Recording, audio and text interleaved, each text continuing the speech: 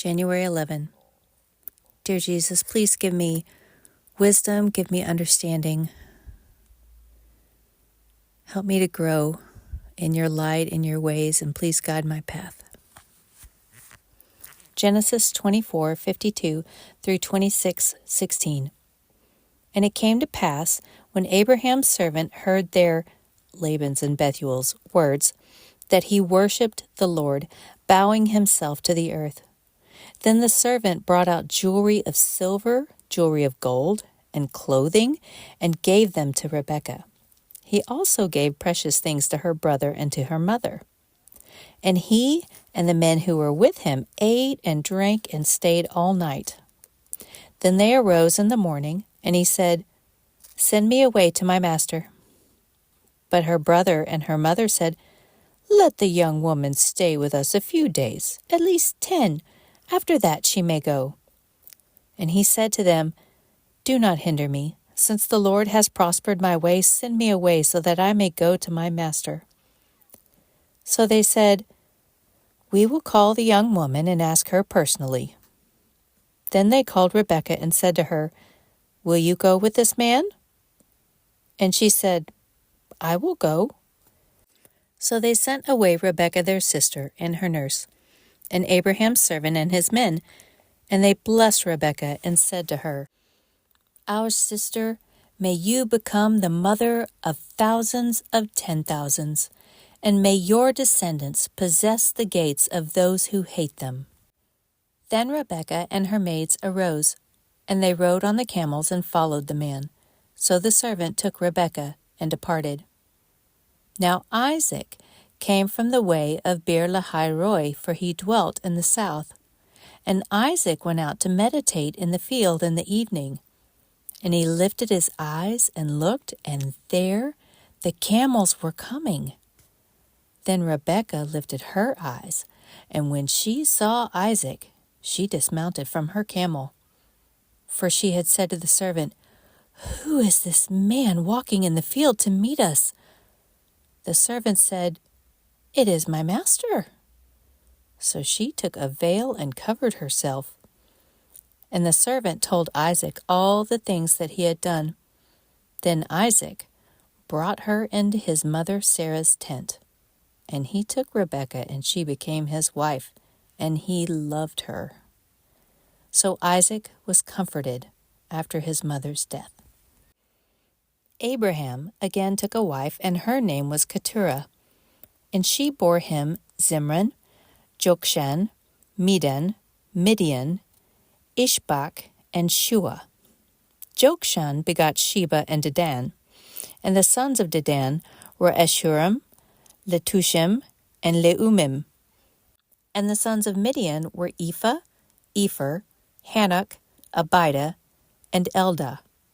All these were the children of Keturah. And Abraham gave all that he had to Isaac. But Abraham gave gifts to the sons of the concubines which Abraham had. And while he was still living, he sent them eastward, away from Isaac his son, to the country of the east. This is the sum of the years of Abraham's life which he lived, 175 years. Then Abraham breathed his last, and died in a good old age, an old man and full of years, and was gathered to his people. And his sons Isaac and Ishmael buried him in the cave of Machpelah, which is before Mamre, in the field of Ephron, the son of Zohar the Hittite, the field which Abraham purchased from the sons of Heth. There Abraham was buried, and Sarah his wife.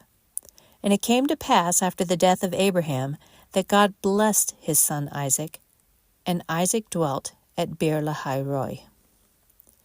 Now this is the genealogy of Ishmael, Abraham's son, whom Hagar the Egyptian, Sarah's maidservant, bore to Abraham. And these were the names of the sons of Ishmael, by their names according to their generations. The firstborn of Ishmael, Nebajoth, then Kedar, Abdeel, Mibsam, Mishma, Duma, Massa, Hadar, Tema, Jeter, Naphish, and Kedema. These were the sons of Ishmael, And these were their names, by their towns and their settlements, 12 princes, according to their nations. These were the years of the life of Ishmael, 137 years. And he breathed his last, and died, and was gathered to his people. They dwelt from Havilah as far as Shur, which is east of Egypt, as you go toward Assyria. He died in the presence of all his brethren. This is the genealogy of Isaac, Abraham's son. Abraham begot Isaac. Isaac was 40 years old when he took Rebekah as wife, the daughter of Bethuel, the Syrian of Padan Aram, the sister of Laban the Syrian. Now Isaac pleaded with the Lord for his wife, because she was barren, and the Lord granted his plea. And Rebekah his wife conceived, but the children struggled together within her, and she said, "If all is well, why am I like this?" So she went to inquire of the Lord. And the Lord said to her, "Two nations are in your womb. 2 peoples shall be separated from your body. 1 people shall be stronger than the other, and the older shall serve the younger." So when her days were fulfilled for her to give birth, indeed there were twins in her womb, and the first came out red. He was like a hairy garment all over, so they called his name Esau. Afterward his brother came out, and his hand took hold of Esau's heel, so his name was called Jacob. Isaac was 60 years old when she bore them.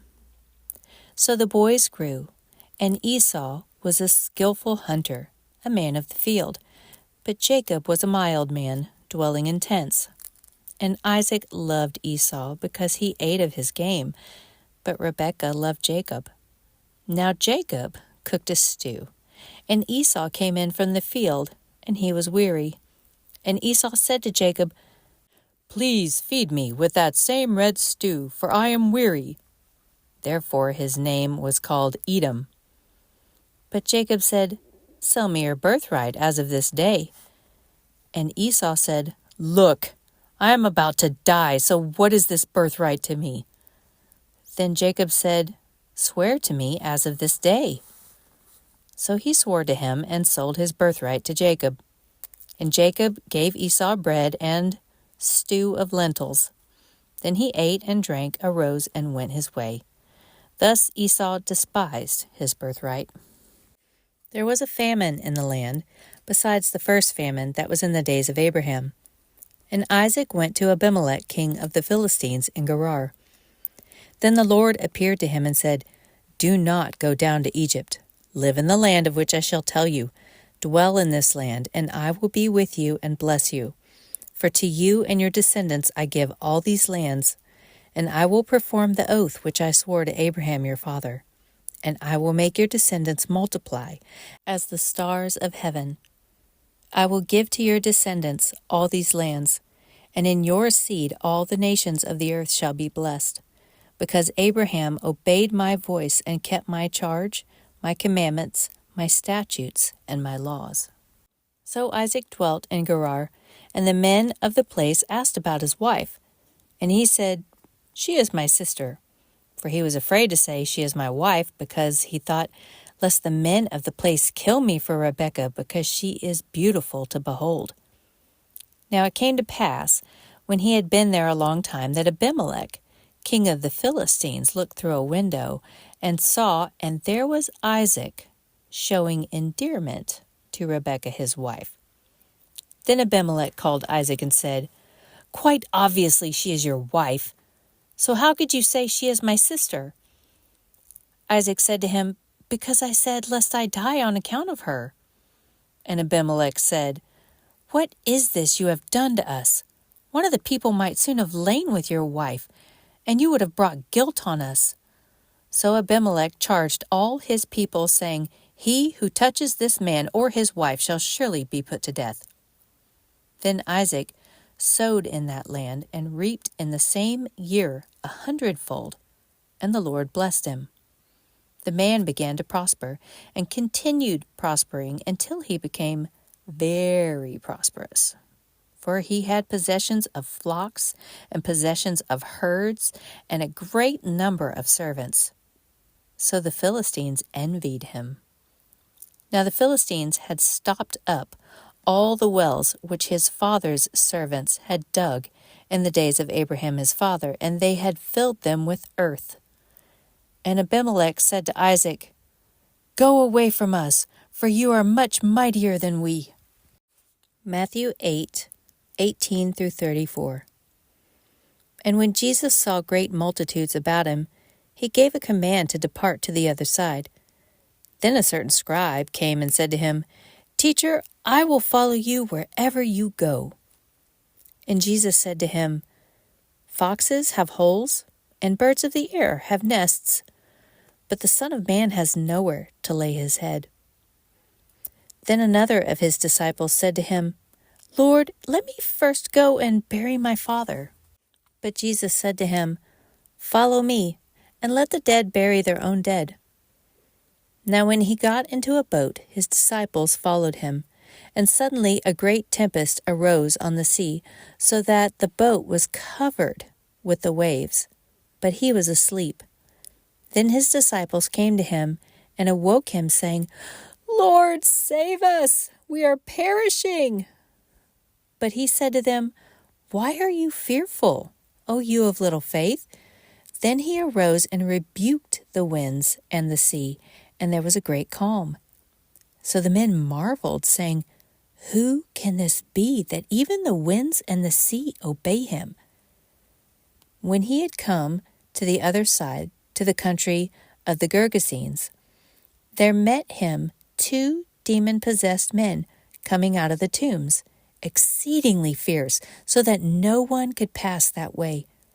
And suddenly they cried out, saying, "What have we to do with you, Jesus, you Son of God?